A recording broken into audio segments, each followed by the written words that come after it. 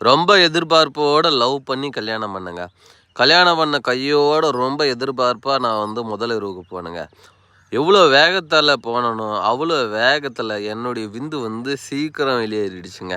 வைக்கும்போதே ஆணுறுப்புலருந்து விந்து தானா வெளியேறிடுச்சுங்க. என் மனைவிய என்னால சந்தோஷப்படுத்தவே முடியல. கல்யாணம் ஆகி 2 நாள் கூட ஆவல. அதுக்குள்ள எங்க டைவர்ஸ் ஆயிடுமோன்னு பயமா இருக்குது.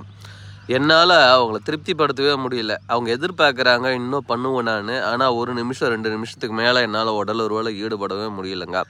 இதுக்கெல்லாம் காரணம் நான் சின்ன வயசுல அதிகப்படியான கழிப்பழக்கம் பண்ணது தான்.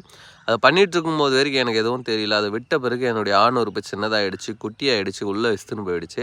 இப்ப கல்யாணம் பண்ணிட்டேன். கல்யாணம் பண்ணி என் மனைவி கூட சேரவே முடியல. மீறி சேர்ந்தாலும் 1 நிமிஷம், 2 நிமிஷத்துக்கு மேல உடல் உறவுல ஈடுபட முடியல. 1 நிமிஷம் கூட வரல.